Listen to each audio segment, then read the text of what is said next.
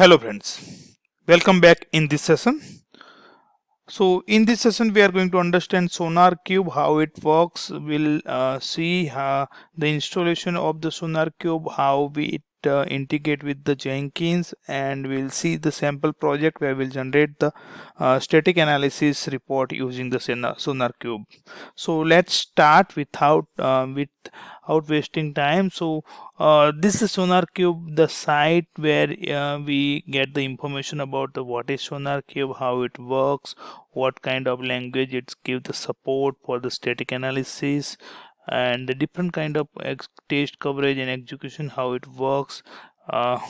Pull request analysis, how it do the pull request analysis, how it works with the CI integration. It is used for the GitLab CI/CD, Jenkins. So, and at last you get the full user guide. So this is the SonarQube high level document where you can go and get the anytime, and you can understand how SonarQube is working. So to install SonarQube, we have to go the download section of the SonarQube.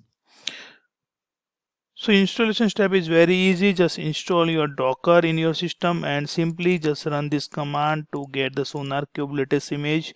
Use the SonarQube latest for the latest image. You can go to the Docker Hub for the latest image tag also, which gives the SonarQube different image tagging also.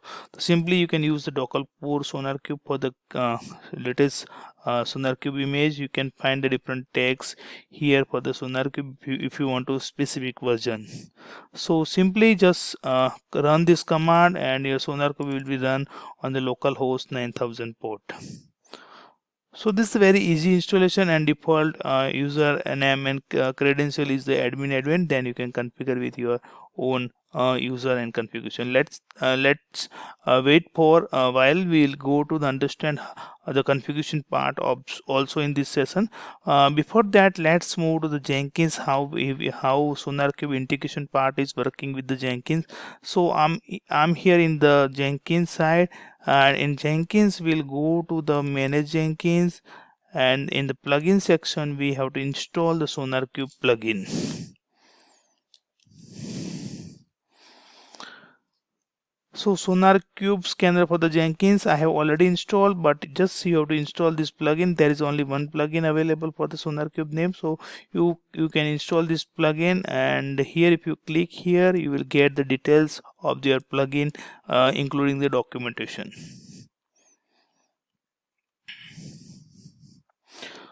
So once your SonarQube installed, you just have to configure your SonarQube. How your SonarQube has been configured, you have to go to the manage Jenkins. In the configure system you have to go, and in configure system you just have to go for SonarQube section.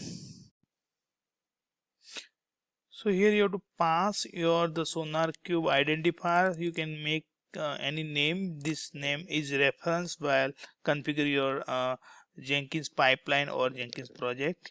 You have to pass the URL for your SonarQube where your SonarQube is installed, and you have to go to the admin section, and in admin just create the token, and from the token you just create the keys over here in the Jenkins with the secret key, and the secret key will be used to authenticate your SonarQube with Jenkins. So this is the done. Then your SonarQube has been configured here with your Jenkins integration part. Let's move further how it works with the integration part. So here this is a sample project for the SonarQube demo. I have created the small project, basically getting the git clone with my git repository with the Python sample program. You can get the understanding using this Python sample program with your Python learning. So I'm just downloading this tutorial from git using the token for the SonarQube environment variable, and here I'm passing the two variable pass, where is the x unit that output of this SonarQube scanning. In the two way, this is a normal output report, and this is the coverage report. This is a test coverage report. So these two report we are getting output with the scanning with the SonarQube. And before that we are installing the one Pylint and this no server and coverage and this node. This is the server configuration part is required to cover up the Python script. Okay, so once this command will be run, it will generate the scanning report in the XML format, and we have to pass some properties to understand the SonarQube project. So this property files you have to pass with the your SonarQube project understand. So this is the project key, this is the project name, the project version, language which we are using, and the path for the report path for the X unit report and coverage report. So these two report we have generated, we are giving the same path. So this is a small configuration portion which we have to pass as a property file. So rest is done. You just have to add the execute SonarQube in your build tab, and you just find this configuration. You have to pass this configuration. So let me save this one. Let's run our first SonarQube demo project.